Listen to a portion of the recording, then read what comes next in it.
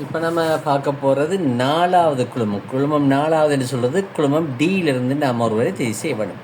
குழுமம் டியில் வந்து 44 மாணவர்கள் பார்ட்டிசிபேட் பண்ணுவாங்க. இதுக்கு முன்னால் ஏபிசி வந்து 43 மாணவர்களாக பார்ட்டிசிபேட் பண்ணியிருந்தாங்க. இப்போ 44 மாணவர்கள் பார்ட்டிசிபேட் பண்ணியிருக்காங்க. மொத்தமாக 305 மாணவர்கள் ரூபாய் 5000 ரொக்க பணத்துக்கான 4வது குழுக்கள் முறையிலான பரிசு தொகைக்கான போட்டி தான் தற்பொழுது நீங்கள் பார்த்து கொண்டிருக்கின்றீங்க. அந்த அடிப்படையில் குரூப் டியில் இருந்து 44 மாணவர்கள் நாம் தெரிவு செய்வதற்காக நாம் 3 மாணவர்கள் இதுவரைக்கும் தெரிவு செய்யப்பட்டிருக்காங்க. FF 42 code number Sifans, GG 63 Nafli, MSM GG 58 Fahmi Hasan FH என்கிற மாணவிகள் இதுவரைக்கும் தெரிவு செய்யப்பட்டிருக்காங்க. 4வது குரூப் டியை நம்ம செலக்ட் பண்ணி ஆகணும். குரூப் டியில் இருந்து 4வது மாணவரை செலக்ட் பண்ணிவிட்டு வீட்டுக்கு கொண்டு போவோம்.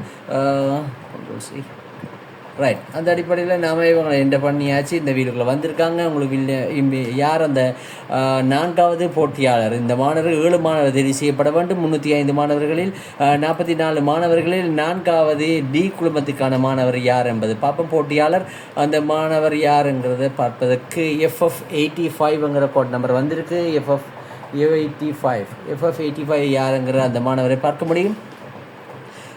கடந்த 2025 இவ்வருடம் 2025 முதலாம் தவணை வினாவிடை தொப்பி வாங்கிய மாணவர்களுக்கான போட்டியை தான் நீங்கள் இப்போ பார்த்து கொண்டிருக்கிறீங்க. அந்த அடிப்படையில் 2ஆம் தவணை 3ஆம் தவணை புத்தகங்கள் வாங்கினவர்கள் இவ்வாறான பரிசு தொகையில் நாங்கள் குழுக்கள் முறையில் தெரிவு செய்வதற்காக ஆன்லைன் மூலமாக தெரிவு செய்வதற்காக உங்களை குழுமத்தில் எட் பண்ண இருக்குது. அந்த அடிப்படையில் 3ஆம் தவணை புத்தகங்களையும் வரையில் வாங்குவது ஊடாக பெருமதி மிக்க பரிசுகளில் நீங்களும் குழுமத்தில் இணைந்து கொள்ள முடியும்.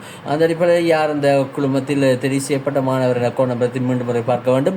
FF 85 இந்த கோட் நம்பர் கிடைச்சிருக்கு. FF 85 இந்த கோட் நம்பர் என்ற பண்ணுவோம். அனிஷா ஏல் என்று சொல்லி ஒரு மாணவி தெரிவு செய்யப்பட்டிருக்காங்க. யார் அந்த மாணவிங்கிறது ஃபைனலுக்கு வார நேரம் தான் இதுக்கான எந்த ஊரை சேர்ந்தவங்க என்று பார்க்க முடியும். யார் அந்த ஃபைனலிஸ்ட்ங்கிறதுக்கு முன்னாடி இன்னும் 3 மாணவர்களை தெரிவு செய்ய வேண்டிய நிலைமை இருக்கிறது. 3 மாணவர்கள் 3 குரூப்பில் இருக்காங்க. அந்த 3 குரூப்பை நாம் இதுவரைக்கும் பார்க்க முடியும்.